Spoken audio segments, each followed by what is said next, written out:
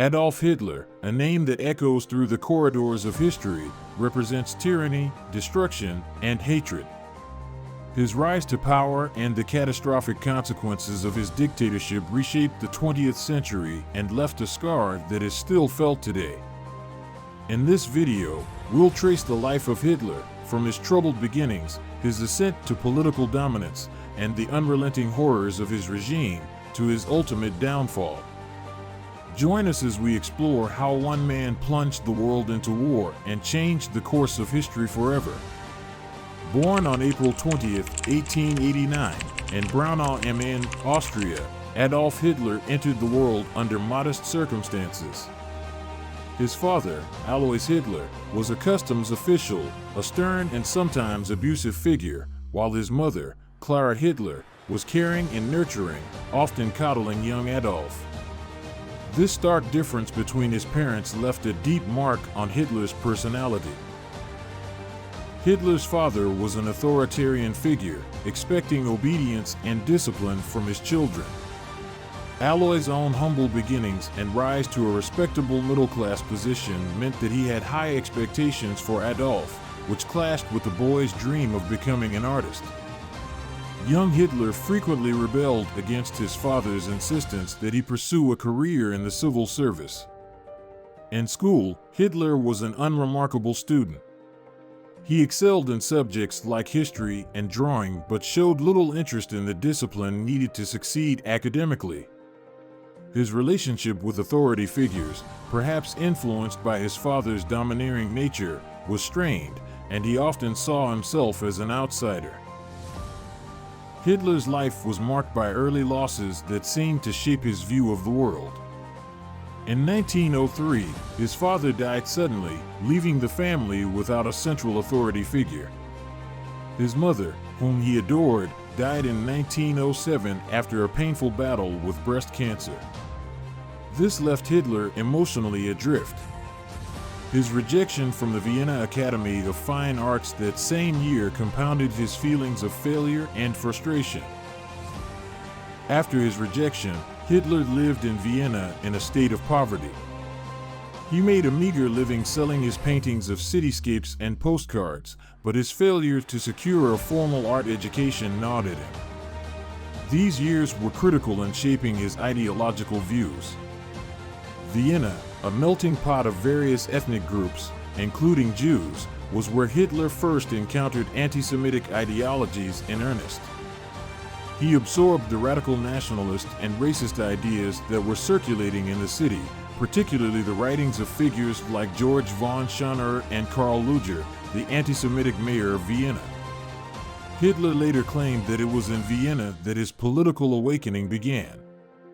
In 1914, the world plunged into war, and for Adolf Hitler, it was a moment of personal salvation. Hitler, who had lived a purposeless life up to that point, found meaning in the trenches of World War I. The camaraderie, structure, and violence of war appealed to his sense of destiny.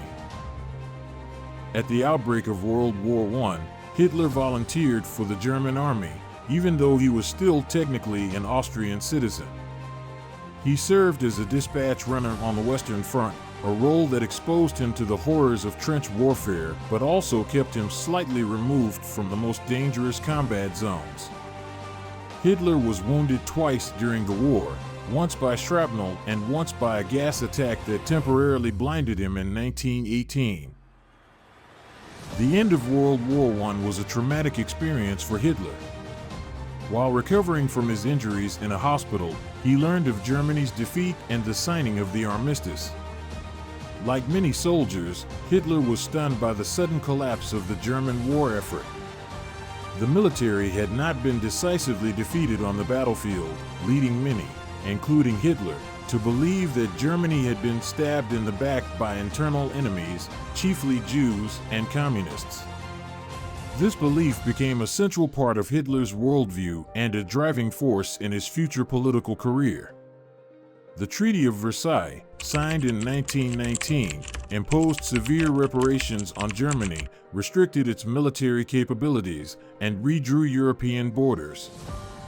Hitler saw the treaty not only as a national humiliation, but also as proof of the betrayal by the Weimar government, Jews, and Marxists. He would later use the terms of the treaty to galvanize nationalist anger in Germany and bolster his political platform.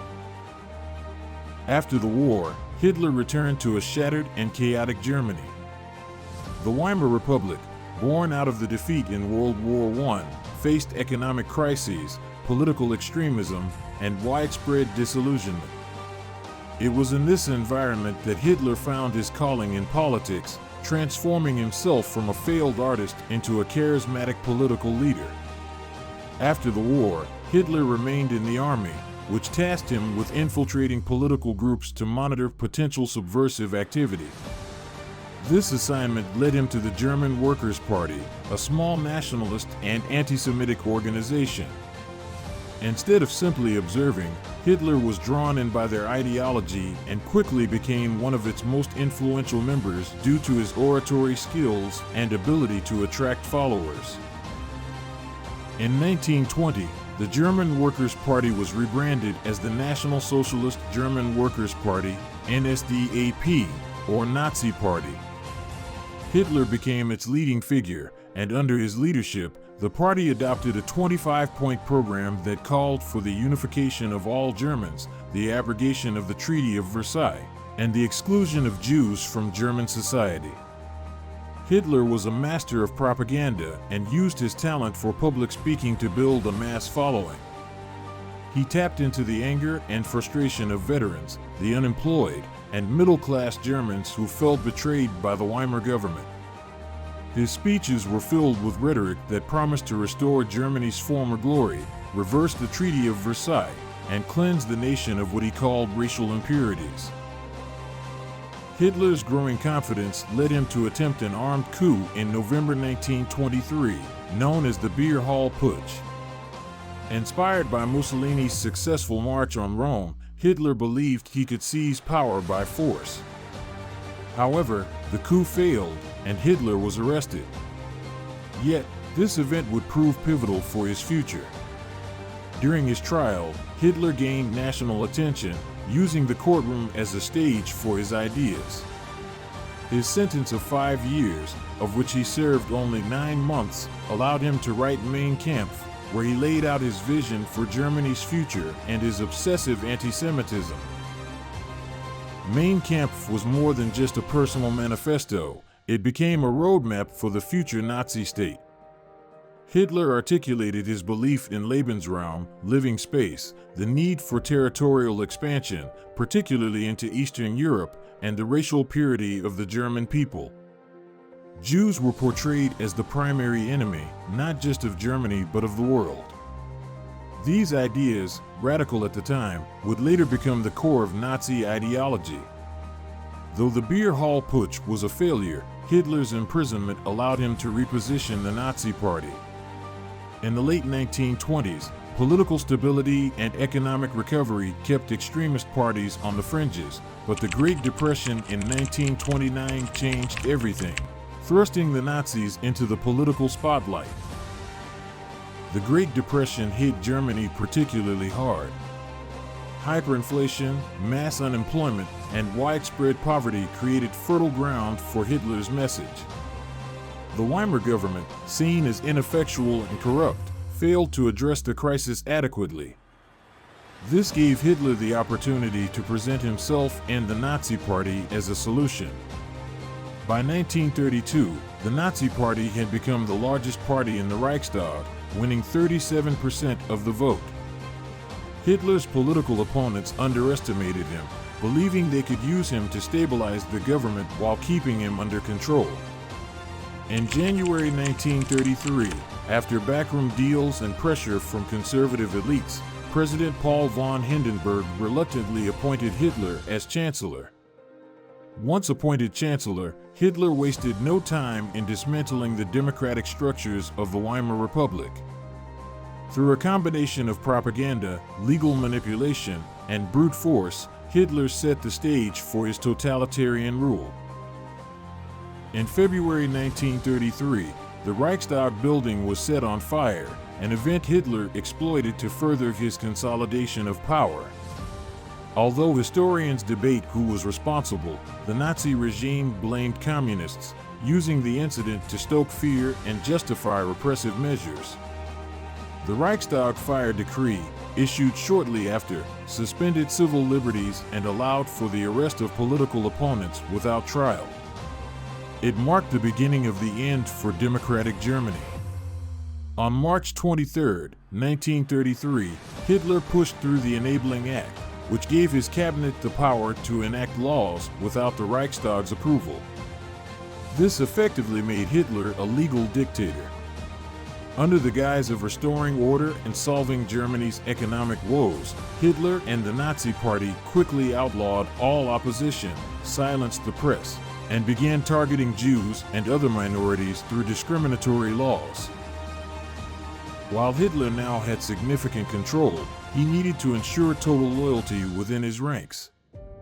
The Night of the Long Knives, in June 1934, saw Hitler purge the leadership of the SA, Sturmabteilung, a paramilitary organization whose power threatened his alliance with the German military.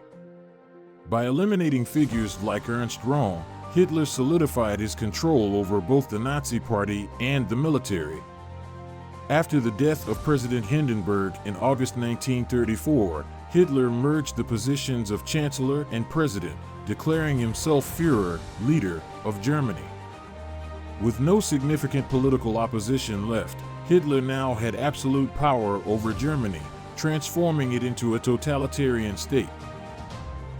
With power firmly in his grasp, Hitler and the Nazi Party set about reshaping German society according to their ideological vision. At the heart of Nazi ideology were concepts of racial purity, anti-Semitism, and the notion of Lebensraum, territorial expansion to secure living space for the so-called Aryan race. Central to Nazi beliefs was the concept of Aryan supremacy. Hitler believed that the Germanic peoples, whom he considered Aryan, were the master race, destined to rule over lesser races. Jews, in particular, were cast as the ultimate enemy of the German people, blamed for everything from Germany's defeat in World War I to economic struggles. Hitler's obsession with racial purity led to the systematic exclusion and persecution of Jews, as well as other groups like Roma and disabled people. Propaganda was a key tool in the Nazi arsenal. Joseph Goebbels, Hitler's Minister of Propaganda, orchestrated a relentless campaign to indoctrinate the German population. Through media, film, radio, and the arts, Nazi ideology permeated every aspect of life. The Hitler Youth and the League of German Girls were established to indoctrinate the next generation, teaching children Nazi values and preparing them for roles in Hitler's envisioned future. Under Nazi rule, all political opposition was brutally suppressed. The Gestapo, Hitler's secret police, along with the SS, Schutzstaffel, enforced Nazi policies through fear and violence.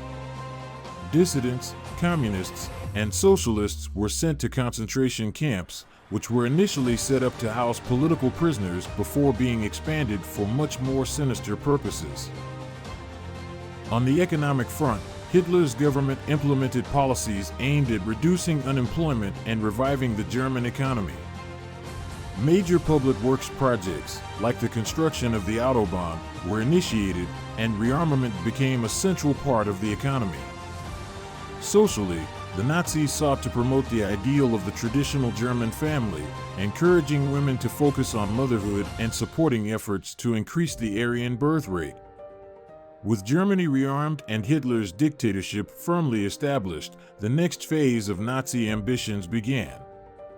Hitler's vision of Lebensraum required the expansion of Germany's borders, particularly eastward, and the subjugation of neighboring countries.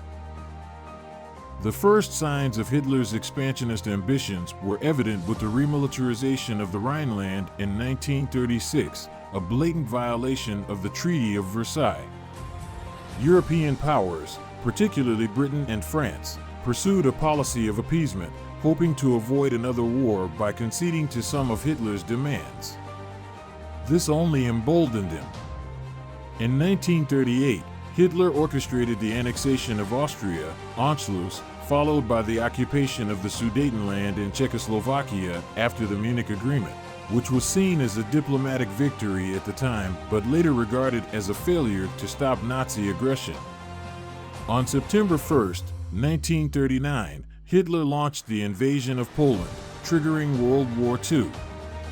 The invasion was swift and brutal, employing the Blitzkrieg tactic, a strategy based on rapid, coordinated attacks using air power and ground forces to overwhelm enemies. Poland fell in weeks, and Britain and France declared war on Germany. Hitler's forces experienced tremendous success in the early years of the war. In 1940, they swept through Denmark, Norway, Belgium, the Netherlands, and France, all falling to Nazi control in quick succession. The fall of France in June 1940 was a particular shock to the world, and Hitler became the undisputed master of Europe. However, his inability to invade Britain, due to the failure of the Luftwaffe in the Battle of Britain, marked the first significant setback for Nazi expansion. In June 1941, Hitler launched Operation Barbarossa, the largest military invasion in history, against the Soviet Union.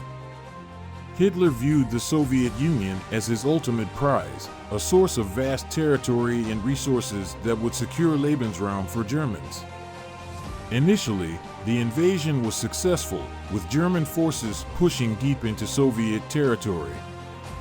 However, the brutal Russian winter and the fierce resistance of the Red Army, combined with Hitler's strategic missteps, turned the tide against Germany. The Battle of Stalingrad, 1942 to 1943, was a turning point in the war, marking the beginning of Germany's slow retreat from the Eastern Front. While the world was focused on the battlefields of World War II, Hitler's regime was quietly enacting one of the most horrific campaigns in history, the Holocaust. This genocide, orchestrated under the guise of the final solution, aimed at the total extermination of the Jewish people, along with millions of others deemed undesirable by the Nazis. Nazi anti-Semitism began with discriminatory laws like the Nuremberg Laws of 1935, which stripped Jews of their citizenship and basic rights. After the outbreak of the war, these policies escalated into mass murder. The invasion of the Soviet Union saw the Einsatzgruppen, mobile killing units, systematically murder Jews, Roma, and political dissidents in occupied territories, often through mass shootings. In January 1942, Nazi officials gathered at the Wannsee Conference to formalize the final solution, a plan to exterminate all Jews in Europe. This marked a shift from persecution to industrialized genocide. The Nazi regime constructed a network of concentration and extermination camps across Europe. The most notorious, Auschwitz-Birkenau, became synonymous with the Holocaust. Victims were transported to these camps in horrific conditions, where they were either immediately killed in gas chambers or subjected to forced labor under brutal conditions. By the end of the war, 6 million Jews, along with millions of others, Roma, disabled individuals, political prisoners, and homosexuals, were murdered. The full scale of the Holocaust shocked the world when the Allies liberated the camps in 1945, revealing the true horror of the Nazi genocide. As the war turned against Germany, Hitler's carefully constructed empire began to crumble. His decision to invade the Soviet Union, combined with the entry of the United States into the war, meant that Germany was fighting a losing battle on multiple fronts. By 1944, the Allies had opened a second front in Europe with the D-Day landings in Normandy. At the same time, Soviet forces were pushing into Eastern Europe. The German army, stretched thin and suffering from logistical failures, began a slow retreat. Hitler's isolation and despair, as the tide of war turned irreversibly against him, Adolf Hitler became increasingly isolated and erratic. In the final months of the war, he withdrew to the safety of his underground bunker in Berlin, while his once invincible empire collapsed around him. By 1944, the combined efforts of the Allied forces in the West and the Soviet Army in the East had turned the war against Germany. After the successful D-Day landings in Normandy, Allied forces began to liberate occupied France and push into Germany. On the Eastern Front, the Soviets were advancing relentlessly, having broken the back of the German army at Stalingrad and the Battle of Kursk. In December 1944, Hitler launched a final major offensive in the West, known as the Battle of the Bulge. Although it initially caught the Allies by surprise, it ultimately failed, depleting Germany's last reserves of manpower and equipment. This defeat ensured that Nazi Germany would be unable to mount any further significant resistance. By early 1945, Germany was in complete disarray. The Allies had bombed major cities into rubble, the economy was in ruins, and morale among both the civilian population and military was at an all-time low. Soviet forces were closing in on Berlin from the east, while American and British forces approached from the west. Hitler, however, refused to surrender, retreating deeper into delusion and issuing unrealistic orders to phantom armies that no longer existed. During the final months, Hitler's mental and physical health deteriorated significantly. He exhibited symptoms of extreme paranoia, tremors, and frequent outbursts of rage. It is believed that he suffered from the effects of Parkinson's disease, and his excessive reliance on various medications, administered by his personal doctor, Dr. Theodore Morell, likely exacerbated his erratic behavior.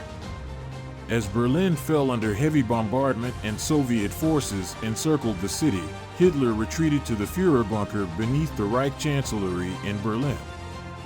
In this underground complex, he spent his final days, surrounded by a shrinking group of loyal followers, including Joseph Goebbels, Heinrich Himmler, and Eva Braun, whom he married shortly before his death.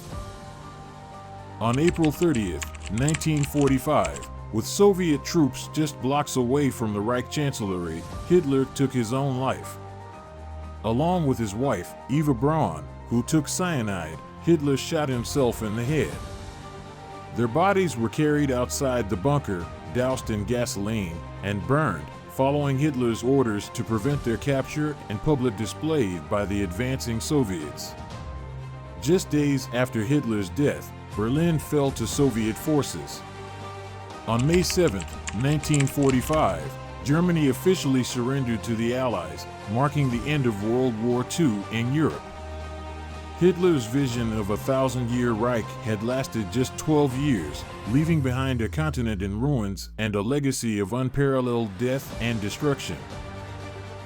Adolf Hitler's impact on history is profound and devastating. His actions led to the deadliest conflict in human history, claiming the lives of over 70 million people.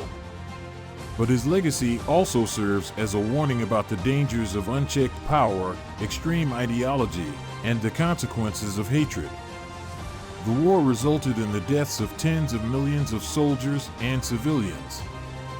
The Holocaust, perpetrated under Hitler's regime, led to the systematic murder of 6 million Jews, along with millions of others. The human cost of Hitler's ambitions was immeasurable, with entire cities reduced to rubble and populations decimated. In the aftermath of the war, many of Hitler's top lieutenants were brought to justice in the Nuremberg trials, where they were charged with crimes against humanity, war crimes, and genocide. These trials set an important precedent for international law and the prosecution of war crimes. After the war, Germany was divided into East and West, with the eastern part under Soviet control and the West under Allied occupation. This division eventually led to the Cold War, as the ideological battle between communism and capitalism shaped global politics for the next several decades. Berlin, the city where Hitler had built his power, became the symbol of this Cold War divide. The Holocaust remains one of the most studied and memorialized genocides in history. The horrific events of the concentration camps and extermination policies led to a global reckoning with racism, intolerance, and the capacity for human evil. The phrase never again emerged as a reminder to future generations of the necessity to combat hate and prevent such atrocities from occurring again. Despite the defeat of Nazi Germany, the ideas of Nazism and anti-Semitism have persisted in fringe groups. Neo-Nazi movements, though small, still exist in various parts of the world, perpetuating the hateful ideology that Hitler espoused. Understanding Hitler's rise to power is crucial in identifying and combating such dangerous ideologies in the modern world. Adolf Hitler's rise to power, his dictatorship, and the devastation of World War II left an indelible mark on human history. His story is not just a lesson about the past, but a warning for the future. The forces of hatred, fear, and intolerance are never far from the surface, and it is the responsibility of every generation to remember the lessons of history, to prevent the horrors of the past from ever being repeated. Hitler's legacy is one of destruction, but through remembrance and education, we can strive to build a world where such evil can never take hold again.